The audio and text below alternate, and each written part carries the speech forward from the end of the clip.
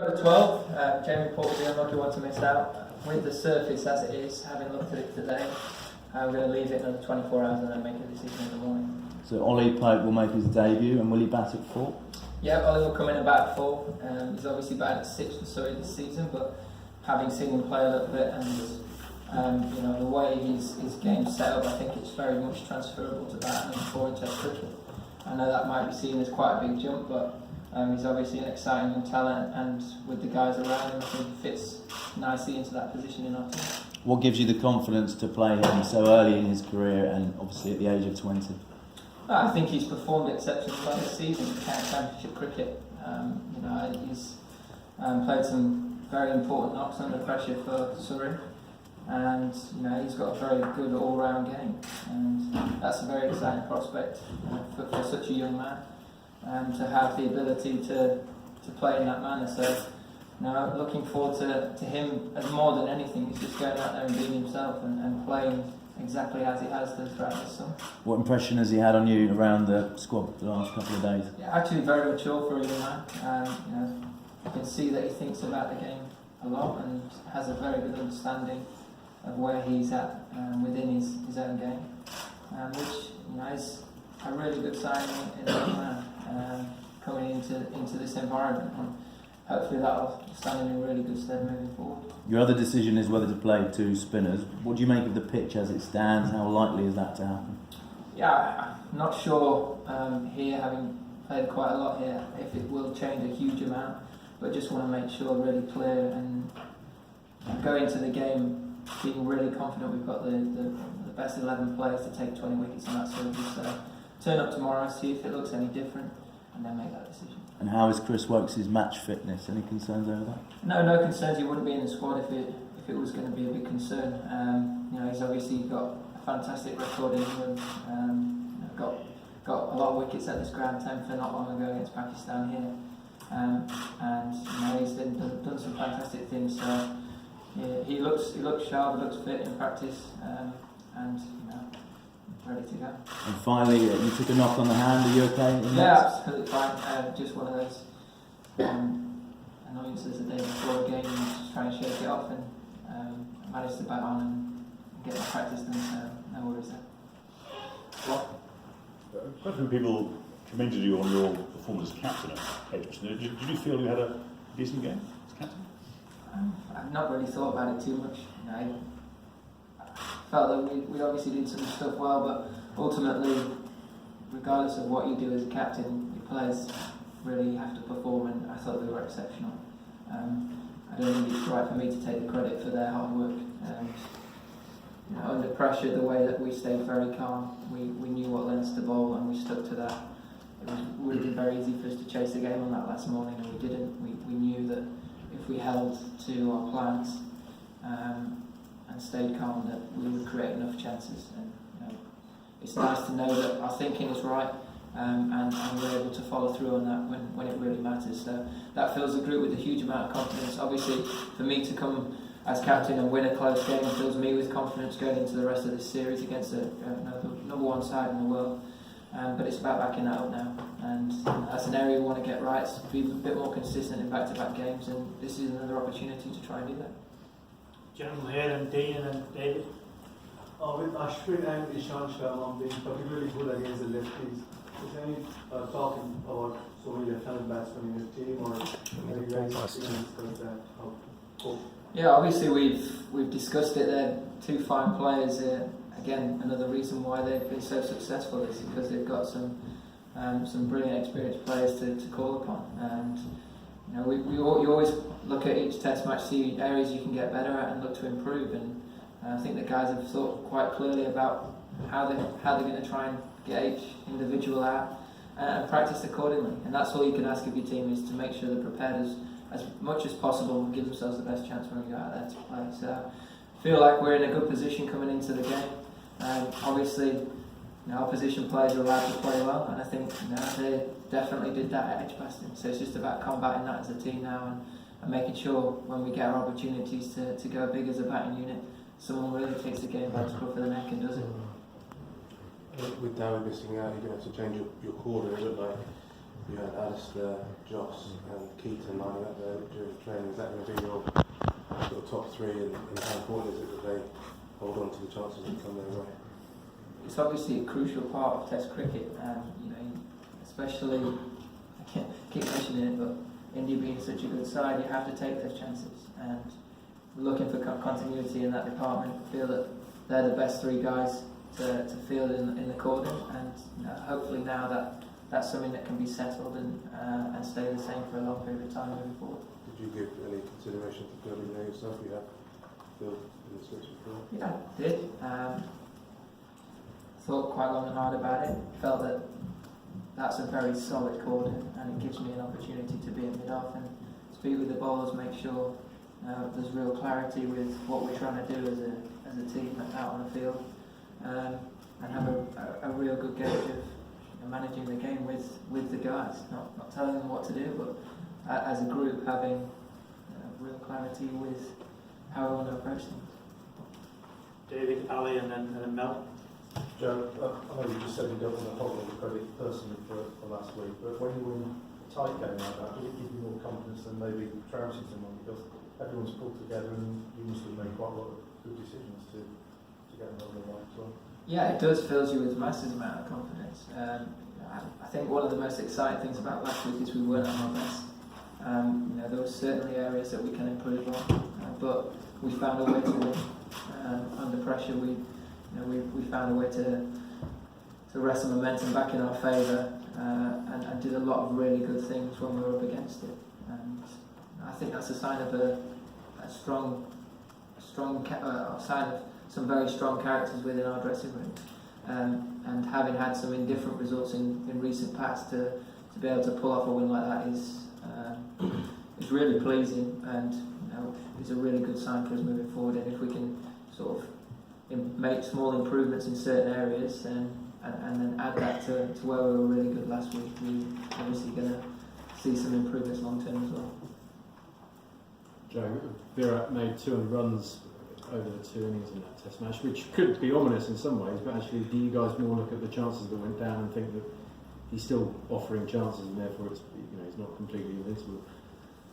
Yeah, look, he's a fine player, and he shows that when you give some of the best players in the world opportunities, they don't give you many more. Credit to our bowling group, I thought we were excellent. On that last morning, I think he batted for 55 minutes and faced 13, 14 balls. Very skillful to be able to manipulate him off strike and starve him of facing majority of deliveries. And as you said in that first innings, to create 4 half chances, or 2 half chances and 2 clear chances on him. Testament that we've got good plans against him, and found a way to potentially get him out. So it's nice to know that what we're doing is the right things. It's just about taking those chances and those opportunities when they come along. Mel. Joe, teams from the subcontinent have actually, in the past few years, had a pretty good record against England here at Lords. Is there something about Lords that you think suits their style of game, or the style of game from teams from the subcontinent? And could that be, is that something you have to think about here? Maybe. I think that every time you turn up here, the surfaces can be quite different. I think if we're looking at the start of the summer, we were very much below par, and it'd be easy to look too far into that. Against South Africa, there was quite a lot of spin that came into it, and when we played India previously, spin came into it in the second innings. So that might play a big factor. We'll have to wait and see what that surface looks like tomorrow morning. But ultimately, on the last couple of occasions, whoever's played well first innings and a really strong performance early on in the game has managed to contain that throughout the rest of the game. So I think it's really important that we start well, whatever it is that we do, and try and stay on top if we can. Andrew. Joe, England haven't traditionally been a team that trusts young players, and now all of a sudden in the last few months, you've had 19, 20-year-olds being picked in a variety of roles as well. What do you put that change of heart, change of emphasis down to? Is it the selectors? Is it your influence? What is it? Look, I think that if you're old enough, you're good enough. We've had some guys that have been standout performances in county cricket and proves that is a really strong breeding ground for Test cricket still. These guys, Sam and Ollie in particular, have come in because they have done some special things in Surrey in the recent past. But yeah, I look at a lot of the selections of late, and they've been quite bold on occasions, not shy of being a little bit brave and doing things slightly differently. And it's worked out for us so far.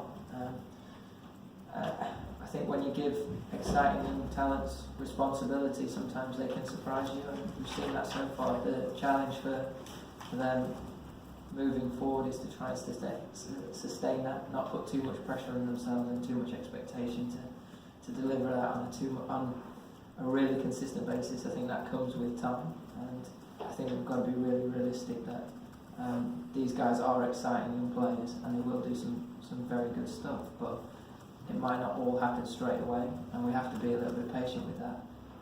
But we have got some very good experienced players around them where they can learn and mould the games at the highest level. So hopefully we'll see these guys make improvements, and they're very much desperate to nail down their spots within this team. And for young guys coming in, that's obviously exciting for this team, for the rest of the team, but also I'm sure for people around it, seeing a young man in Sam perform how he did last week at such a young age with a real bright future. It's exciting for English cricket, and that should fill a lot of other young lads around the country with a huge amount of confidence. And I think one thing that's really important is other players in county cricket, if they are slightly good, it doesn't mean that the door's shut on them either.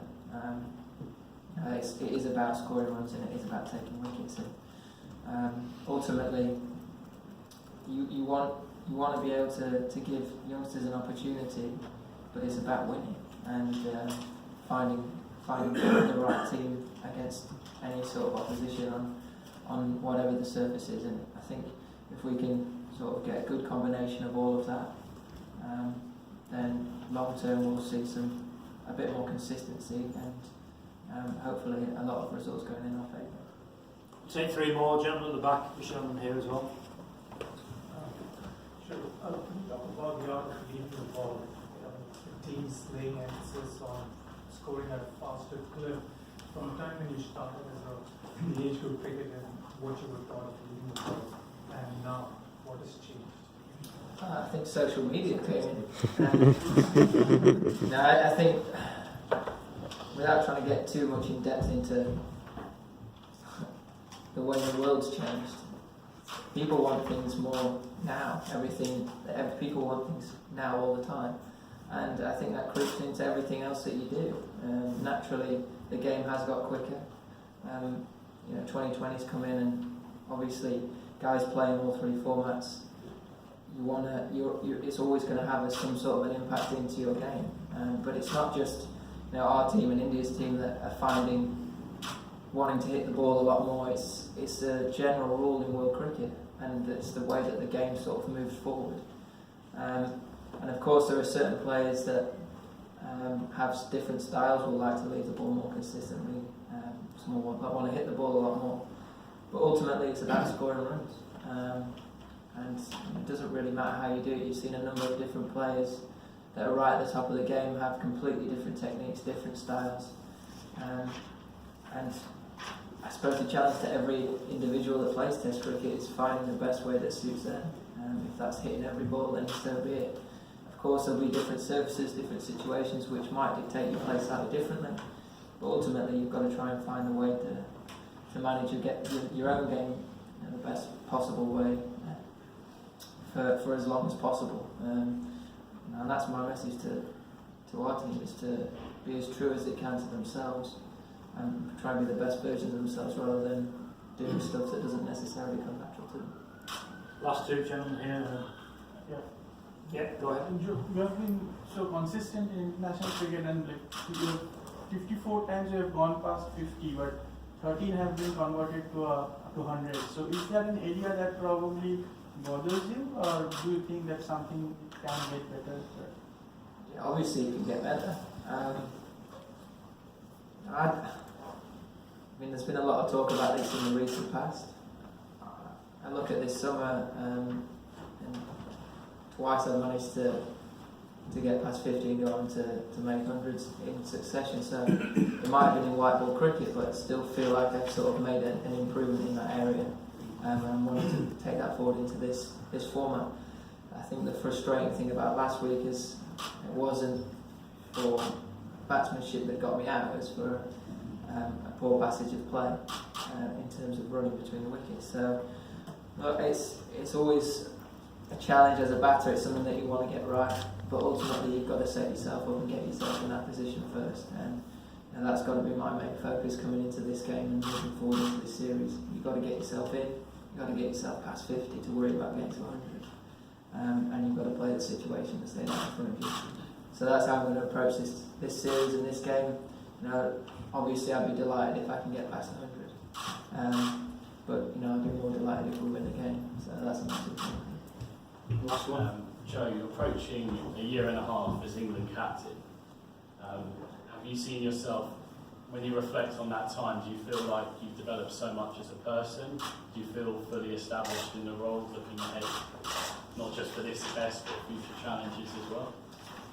Yeah, I think it does take a little bit of time to get used to things, and I feel there's been a lot of learning throughout the year and a half, a lot of different ups and downs, on and off the field, and you do from that feel like you get a sense of how you want to take things forward, how you want to help improve the team. And I think from the start of this summer I had a real clear idea of how we want to go about things, and even though we've had some indifferent results, I feel like we are doing that nicely, and it's nice to have things awaiting actual results to gauge yourself on as a group of players, and feel we are on a slight upwards curve. So it's nice to have that behind the scenes, and then start seeing the results follow. So hopefully that can continue. Obviously, ultimately it's about winning games of cricket, but there's obviously a lot more to that, and it's about doing it for a sustained period and always constantly getting better. So I feel that we're in a good place at the moment with good drive to improve and develop, and that's got to continue moving forward throughout the summer. Thank you.